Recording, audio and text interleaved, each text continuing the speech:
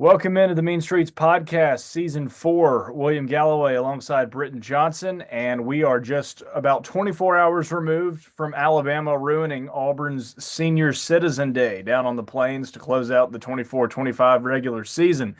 93-91 in overtime. Alabama gets a win in Neville Arena, and BJ, that was an IBOB for the ages. Yeah, and obviously it's easy for us to say it because we came out on the winning side, but that has to go down as one of, if not the best IBOBs, in the history of the rivalry. It was just an unbelievable basketball game. I think maybe the game of the year in college basketball. Just everything you could ask for, and really, as great as some of the games leading up to it have been, that was the first game that felt like March to me. Like we were in full March mode now, and obviously everything from here on out is one and done, do or die postseason. So, as Coach Oates would say, a new season begins on Monday, but they're definitely enjoying this one right now. Yeah, and I think what you said epitomizes that was the first March game we've seen. Broome made some huge plays in overtime. I think nobody was better than Phylon late in the game. You can talk about Sears making an impact on both sides of the floor despite being held to 9 points, really seven until he had that game-winning bucket. But trading blow for blow, right? You had a big ejection. You let the emotions slide in there with Chad Baker Mazzara. I mean, it was a high level big time game and one that felt like might be played in just 8 days later next week in the SEC tournament championship. That's really possible. These teams are both have Final Four potential. You don't know what shakes out and what the matchups look like, but in terms of that game yesterday, it was, I think, as high of um, the highest level you could get in the regular season for college basketball. Yeah, and I think the last few weeks we've played just this gauntlet of games, this 7 game gauntlet everyone's been talking about, and it's become really easy to, get overly invested in one game or another. I know I was talking to a lot of people that were down pretty bad after we blew the Tennessee game last week, and understandably so. But the whole time I've been thinking, I think we're trending in the right direction. This Alabama team, if Alabama plays that game a month ago, and we saw it because we lost to the same team, but in the same situation, I think we lose that game by 20. I mean, I think that we are we have been able to kind of figure something out. And it's been fun because, every game we've been getting better in one area, and then it's like another small lapse has shown up. I think like Florida game being an example of, I think that we fixed a lot of the errors from Tennessee in a game that I thought we played pretty well, but we didn't rebound well enough to beat Florida. And so little things like that. And we just kind of put it together. I felt like yesterday, and every single guy had a moment. I think that's what was really cool is I was thinking back about it. You can go talk about how Aiden Sherrill got the hard hat, which is not a guy you would have necessarily thought, but he was playing awesome. I remember thinking in the first half, like he has just stepped up so big for us in the last few games. Even in the Florida game, he had 2 threes. Like he has been playing really well. You need every single guy to contribute in a big way, and obviously you can go all the way up. Grant Nelson is back. Like what a relief that is for Alabama fans. I remember about 10 minutes in the game, whenever he posterized, God, I'm blanking Dylan Cardwell. Yeah. Whenever he posterized Cardwell, it just kind of was this moment. He was aggressive from the jump of that game. He was going at Janai. He was kind of attacking from the jump, and it's a version of Grant we haven't seen much of this year. And so, I remember thinking, regardless of the outcome of this game, obviously I want to win very badly. This sets us up really well for March. You got to have your guys playing at their best. And, like I said, top to bottom, everyone had a moment, which was really great. And I think we got to, continue to build on it. But we're in the best league in the country. I think the team will be playing in the second round of the tournament will probably be the worst team we've played since January. And that's no knock at whoever that team is, but just to say that it is just a different level of competition right now. And so to be able to finish on that note, obviously there were some disappointing losses mixed in. I think it just builds so much confidence for the team moving forward. I think about guys, and I want to talk about that stretch that you mentioned, but I think about Cliff giving us, I think it was a +8 rebounding margin. Youngblood was solid from the jump. Stevenson was big, and a lot, again, kind of like Mark, you had guys like Holloway, you mentioned Sherelle, who weren't offensively putting up numbers, but you had Nelson doing that, right? You had Philon hitting big shots, and what I was most impressed with was Philon, as I mentioned, in overtime. But Alabama really being able to go blow for blow on the road against a team who hadn't lost but one home game all year, right? I think maybe they've lost like seven home games in the last like 4 years or something like that, and most of those to the hands of Nate Oates in Alabama.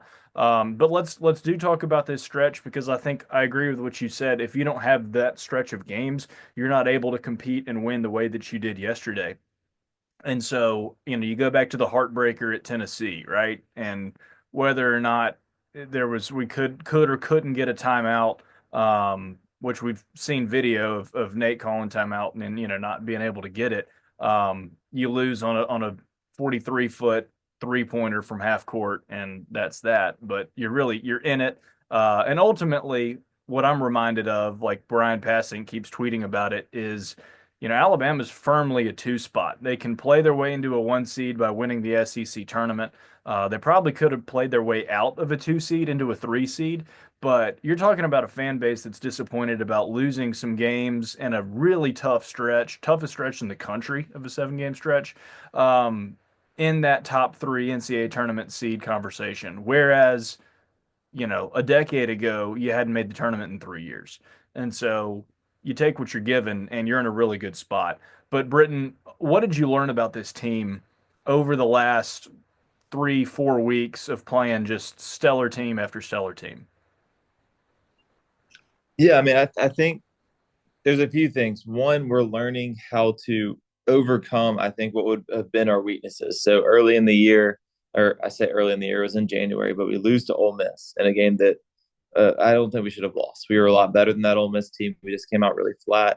Ole Miss was super physical. They really frustrated our offense. I think we only scored like 65 points. And then you go on to our second SEC loss, which was Auburn. And again, I think it was very similar deal. Their physicality really frustrated us. And so for us to play that same team yesterday and really, I think be the aggressor the whole game. You look back last week, I know everyone's frustrated at us blowing that 4 point lead with 30 seconds left, but Tennessee's as physical of a ball team as there is in the country. And I thought we really brought the fight to them the whole time. And so we're really growing in our mental and physical toughness. But kind of the main thing I'm learning is that we have all the pieces and we're starting to really put it together. And I think college basketball is so different than college football and really any other sport from the For standpoint good of reason. yeah. Well, in college football, if your team's not looking a certain way in October, you're kind of screwed. If you're looking to really win a championship or hang a banner, and we were good enough throughout the year to, for the most part, with the exception of the Ole Miss game and you could say the Oregon game, really beat the teams we were supposed to beat. I thought we've done a really good job of that. If we're playing inferior competition, no matter how poor I thought we looked at times, we would win those games. Um, but even still, I think at points in the year it was like, man, we just really haven't put it together. But college basketball is all about peaking at the right time. And normally, when you play a 7 game stretch like this, it'll wear you down and you'll be getting worse and worse and worse. And this team's just gotten better and better and better. And it's not a straight vertical line. Obviously, the Florida game was frustrating. I think Florida is as good as any team in the country. I think they're playing as well as anyone in the country. So I really thought we played them well outside of just getting destroyed on the boards. And it seems like I heard Coach Eds talk after this Auburn game that he really addressed that. But it's been so fun for me to see guys come into their own. I think Mark Sears has been playing awesome, and what's great is that we were able to win that game with him having only 5 or 7 points in regulation, and finishing with 9, obviously. But Philon, like you said, he has turned. I love what Oates has done in inserting him into the starting lineup and kind of making him the Estrada of this year's team, letting him have the ball more and have Mark play off ball. Because I think one thing that you notice if you're really watching it is Sears is a phenomenal shooter, but his catch and shoot stuff. I mean, if he gets a good look catch and shoot, he's not missing it. And so obviously, if you take the ball up every possession, you're going to get fewer and fewer of those. So I think that they saw that, put the ball in Philon's hands more. But what's been impressive to me about him specifically is his defense has just been through the roof great. And you even saw it with him picking the pocket of Tahad yesterday, who is I think Tahad's also I think Tahad might be their second best player. Uh, you could argue a few guys. You could probably argue Miles Kelly. Some people would say CBM. I think Tahad is as dangerous as any guy they have outside of Janai.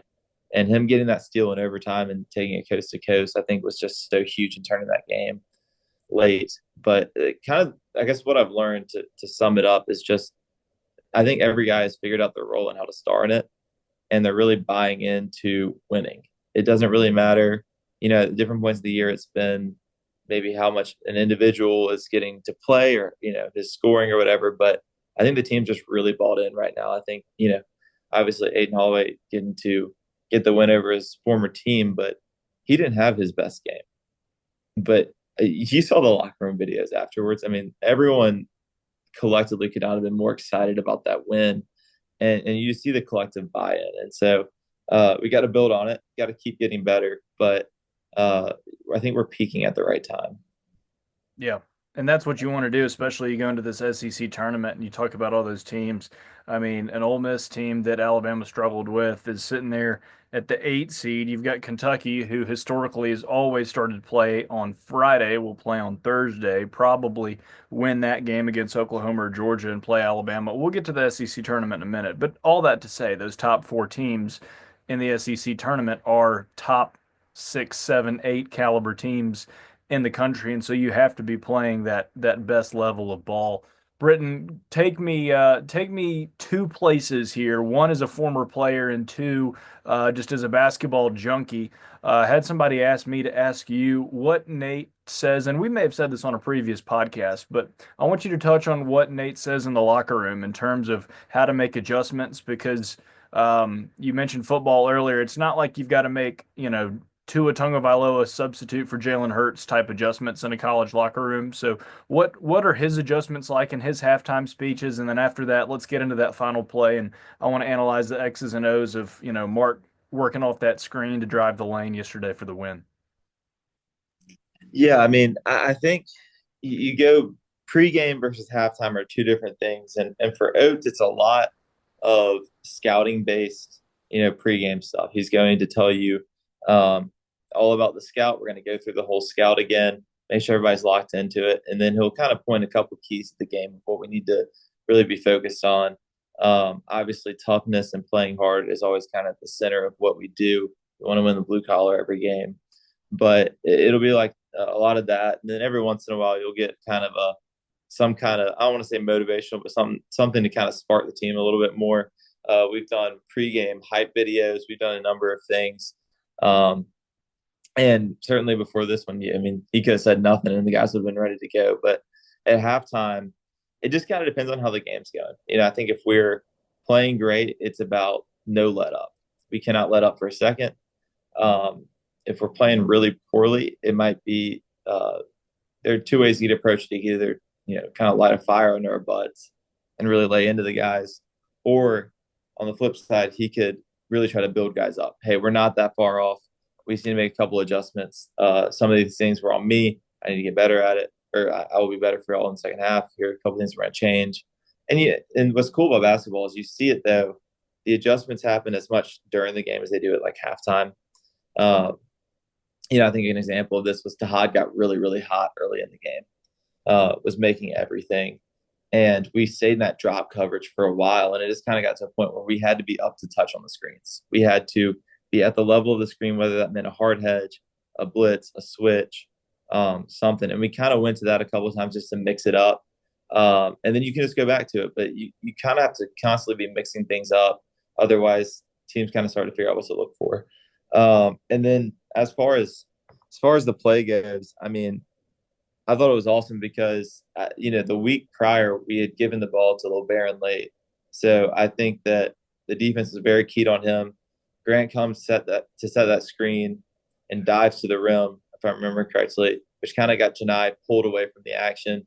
But also, I think a lot of people would have thought Grant was going to get that ball to attack because he'd done it all game, and then Sears, who had pinned down for Grant to screen, pops out to that left wing, which I loved the little blur cut action that they did to free him up. It wasn't a screen, but a little blur cut that just, I think Miles Kelly was a half step slow as a result. And obviously, once you get marked to his left hand, um, it was an awesome play. I love that Oates was kind of critical of himself for it. He said actually wasn't that great of a play call, but it's what you need. You see your best player getting to his strong hand. Um, in hindsight, it worked out perfectly. When it was developing, I was like, this is moving a little slowly because normally you want to attack. I was gonna Uh, say they were still pretty stationary at 6. yeah, I mean, you want to attack at 7. That's kind of the in your head. You want to be set for the play at 10, and whatever the action is, you need to be going at 7. But it ended up working out great because I mean, if that had happened with 2 seconds left, I would have been freaking out that they would have The figured out a voodoo way to would get have another shot up. half court shot would have gone in But again 2 weeks in a row. great end of game execution. Obviously, the only critique I have of any of our end of game stuff, because you look at the last possession of regulation, our defense on Janai was awesome. We stood him up and he was trying to back us down and kind of made him take an awkward fadeaway mid range shot.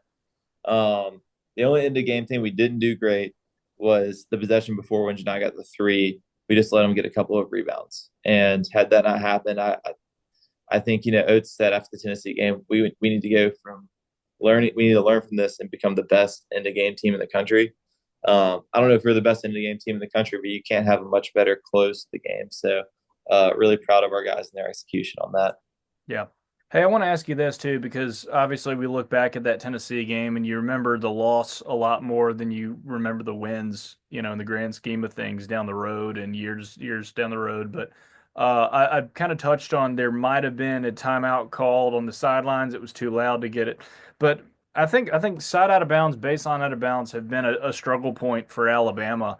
And so kind of tell me a little bit about Alabama's approach and from your experience, and also why you think that it's a critical part of the game, but it's not. It can be a do or die. It isn't always a do or die. So why do you think Alabama has had some missteps, let's say, in that area a couple of times? Yeah, I mean, I think the thing about and it's something that I think Alabama struggled in as long as Oates has been there. Not that we were necessarily good at it before, but just I know throughout Oates' tenure, I don't think that's ever been a super strong point for us. It's kind of an awkward position to be in. I mean, for those who have played basketball, baseline out of balance, it kind of shrinks the spacing of the floor and your ability to use it, and so it can be kind of tough to get into good actions there. But I think one thing that we don't do a good job of with it. There are two things. I think one, the plays are often a little slow developing. So the way ours work is a lot of times it'll be a screen into another screen, a screen coming off a screen the screener. Um, Plays like that if they're, because a lot of times it'll be the guy who's first screening will be under the basket, setting a screen either at the top of the key or diagonally in the slot, and then trying to come off a second screen. And you think like by the time you go out there, set a screen, stop for a second, go try to come off the screen, and then have another guy peel off. That's 3-4 seconds. So you're kind of working on a small time frame of what you're able to actually do. And it's not that they're super easy to figure out. I mean, they're hard plays to design because of that, because you have shrink time and shrink space. Um, but sometimes simplicity is just key. And so a lot of times the best thing we do is just get it into the guy in the corner, run someone off, and get into an action. But yeah, I mean, it's certainly been a struggle. I think the Tennessee count was a little fast for my liking, but certainly that's the one thing you can't do there. Because if you even have a live ball turnover, as long as it's not them just jetting straight down the court, you're basically fine because they're not going to have the ball with just a full opportunity to draw up a play. So that was kind of the one thing you couldn't do there. But yeah, it's certainly been a struggle for us. Side out of bounds. I don't know that it's been a struggle to get it in so much as just we haven't had good actions coming directly off of it. And I think that's fine. So, but yeah, certainly a thing that I think we could improve on. The other thing that we need to improve about it, though, is the quality of the screens. And so a lot of times, if you set a good screen, it'll open you up more because it's kind of a logical thing. If your guy's guarding you, you set a really good screen for someone else. So that guy that is guarding you has to help. It gives you more of a delay from them so that you're more open coming off the next screen, if that makes sense. And so I think sometimes we just don't set the best screens, and it gets kind of clogged up in the lane, and it just kind of gets tough. So I think it's both the quality of execution and maybe quality of play design. But obviously, these are plays that Oates firmly believes in, and that he can be executed at a high level. He's done many of them for as long as he's been at Alabama, and probably since maybe back to his Romulus days. So I think it is probably quality of execution in large part. Sorry, I rambled there, but No, I feel that's like a lot of good. I that kind of need to appreciate be that. explained. Hey, any closing thoughts before we preview the SEC tournament really fast on the IBOB yesterday? Yeah, man, I'm so proud of the guys for just being as tough as they did. There's so many points where I was like, it's so easy for that game to get away from them. It would have been so easy when Auburn went on that run to go, I think it was 57-50 or 55-50, to just kind of like let them keep on with that run. Um, I think at uh, that point we turned and had a 15-2 run with maybe 1-3. yeah, I was gonna say just that. We just never backed down from the challenge. Um, and every time they went on a run, we just went right back at them and kind of had a counter punch. And the other thing is, I thought the stars of the game were our forwards. But if you had told me Mark's going to have 9, I don't think he shot necessarily poorly, but he's going to finish with 9, and Aiden's not going to score a lot. We're not going to have any guards that really just tear it up. I'll be like, we're in a little bit of trouble here. I'm not saying we're screwed, but like everyone else is going to have to play at an unbelievable level, and that's what happened. I mean, Grant played great. Cliff played great. We talked about Aiden Terrell, who has stepped up in a major way. Every player, I feel like, has elevated their game. But that's what we're going to need. We're going to need Cliff to play with that attitude and aggression and uh, defensive impact and rebounding impact. We're going to need every single guy to step up because there's going to need to be a game. Mark Sears is playing at as high of a level as anyone in the country right now. There's going to be 1 to 2 games if we're going to make a run to a national title that he's not going to be playing A++ basketball. It's just kind of the nature of playing as many games as we're going to play to get there. And so it's going to take Grant stepping up. It's going to take maybe LeBaron stepping up or CY stepping up one game. And so I think the way everyone complimented each other yesterday showed me that we have what it takes to win a title, or at a minimum get to the Final Four and then just kind of see what happens. So I think I was just so impressed with our guys, with their mental toughness and with kind of their cohesiveness. Hey, side note, as we're recording, Alabama's LeBron, of course, Justin LeBron hit another home run, and he is unreal. Alabama baseball is off to a great start, but we're here to talk about basketball. So switching gears to the SEC tournament, that was probably the most ADD moment I've ever had on my podcast, interrupting you to talk about baseball and then jump to the SEC tournament. Justin Um, LeBron might be. Some are saying he's the best athlete on campus, and I'm not sold on it yet, but I'm not convinced he's not. because That's I'm not pretty true. I mean, sure he's Ryan Williams could be a walk-on the basketball team too. yeah. I mean, but Justin LeBron is he's unreal right now. Yeah. I mean, it's been The super numbers he's impressive to putting watch. up is insane, and we're glad to have him in Crimson. Hey, Absolutely. looking at this SEC tournament, BJ, I want to ask you a logistical question. I want to ask you a tournament question. Just, I mean, I look at the draw, and I think Texas A&M could beat Tennessee of 5/4, right? We saw it in the SoCon yesterday. Three lower seeds won, beat higher seeds, if you will, in terms of lower ranking, better ranking. Um, Missouri is certainly capable of going in there. Now, I think Florida might have the best odds to win the tournament, but I think Missouri could upset them.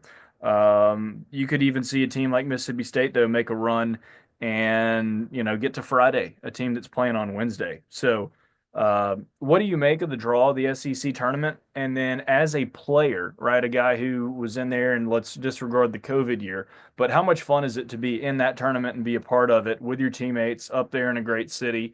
With just you're constantly surrounded by great basketball around the clock.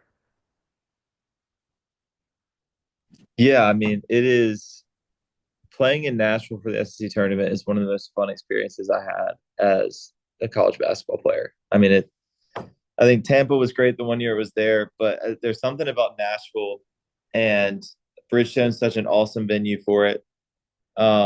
Every time, before the games, when you're driving by Broadway and you just see lines of Arkansas, and Kentucky, and Tennessee, and Alabama, and Auburn fans, all just kind of enjoying the atmosphere before they pile in.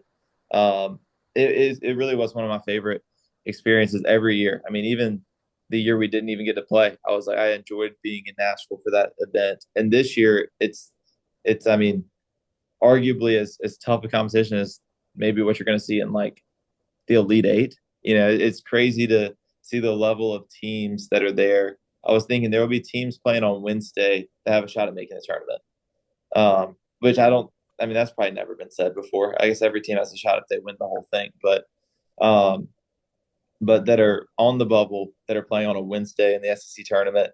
Um, the level of team is just ridiculous this year. Um, and like you said, I mean, anyone can beat anyone. It's going to be a styles makes fights kind of thing. But for us to open, I think you pointed out earlier, we're either going to open probably against like Kentucky or Georgia, who Georgia's playing good ball right now, but Kentucky is a team that could be playing a Sweet 16, Elite Eight, and you play them on the first round. I mean, I think about how my freshman year under Avery, we had a team that was like a bubble team, and um, we were playing Kentucky on that Friday, and like we weren't very good. But this Kentucky team, and we were about the same seed as this Kentucky team is, so it just kind of like speaks to how crazy the SEC is this year. It's gonna be so fun to watch. I can't wait for it. It'll be appointment television for me. Yeah, I think you could go Friday, even Thursday. You go to Wednesday games, and the cost of admission would be well worth it compared to a full slate of a first round NCAA tournament because you get a lot of blowouts in those NCAA tournament first round games. You get some good games, but I think you got 16 teams. You're going to have 15 games from Wednesday to Sunday. And of those 15 games, I'd be interested to total up the point differential and like the average margin, at the end of the weekend and what that looks like. I think it could be, I have no doubt the average will be single digits, but it's going to be a great time. And I'm going to disagree with you on the Tampa thing. Didn't go to Tampa. And I guess you had COVID one year and you had the tournament get shut down one year. So you had really just one normal SEC tournament in Nashville. Is that correct? Had to. I guess my freshman year was a normal year, and then I But guess correct. I'm going to Junior year disagree was and just not say normal that from the I standpoint think of full crowd. it should never be anywhere but Nashville. Baseball should never be anywhere but Hoover. So while it would have been a great experience, I'm sure you had fun. But I mean, that to me is the greatest spot for one of the greatest tournaments in the country. Um, I think we're in agreement. I totally agree with you on that point. I was you just you saying were that being too Tampa. PC I on was saying it was being good in nice about Tampa. Tampa because we got to ride around on scooters downtown, but that was also before we lost to Vandy in the first round. So I don't know what Yeah. to make of that. But Nashville was it was the best. Well, Like you get a sweet like player package, don't you? Like your gift suite's a good. You get a good oh deal. yeah, you get some great gifts. I I think Tyler remember. Barnes got like a TV every single year. He chose the Yeah. TV option every year. I was walking back to my freshman dorm, and Tyler's dorm was next. His building was next to mine, and he had a massive, I think it was like 55-inch TV or something, and he was walking around just carrying it back to his dorm. And this was, I guess, the end of March after spring break. And I was like, "Did you get a new spring break or new TV over spring break?" He was like, "No, it's part of the gift suite for SEC tournament." And he was telling me everything he got to choose from. And I thought, well, good for you, but my rinky-dink little 32-inch monitor is all I have over in Lakeside, but we are not the same. What was your favorite gift suite item you ever had from any specific event?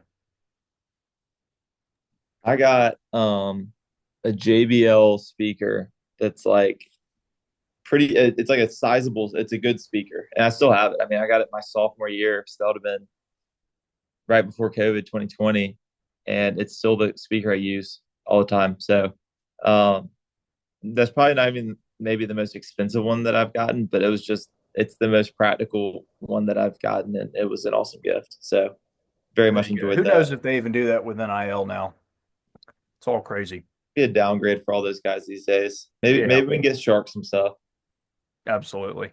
Yes, let's take our walk-ons out to Tootsie's and let them have Yeah. a good time. That's The their gift suite is experience. awesome though. Like you walk in, so the way it works is you kind of have a catalog before, so you have an idea of what you're choosing from. But you walk into this room, and it's just all of the gifts kind of laid out in a fun way, and you kind of walk through and you like try on the sunglasses that have speakers on them, and like you try on all these things, and then you kind of come to the decision. But that was always really fun.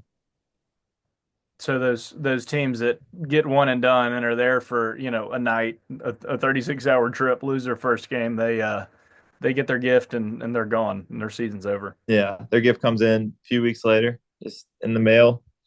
It's a great postseason gift to receive, no Yeah. doubt. All right, BJ, I'll leave it with you. Parting words as we get ready. We'll try and have a selection Sunday or shortly thereafter once we figure out, what our bracket looks like. But as we head into the SEC tournament, as Alabama finishes the regular season, knocking off Auburn, an exciting game and a great slate ahead for the SEC tournament. Give us your closing thoughts as we end this episode of the Mean Streets podcast, and we appreciate everybody for listening and watching. Yeah, I'm just as excited as anytime I can remember of just being able to sit on the couch and watch basketball this week. It's going to be an unbelievable week of basketball.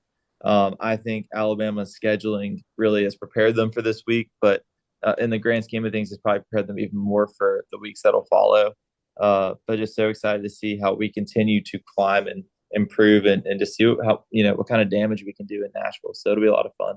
And so roll tide, and this is March.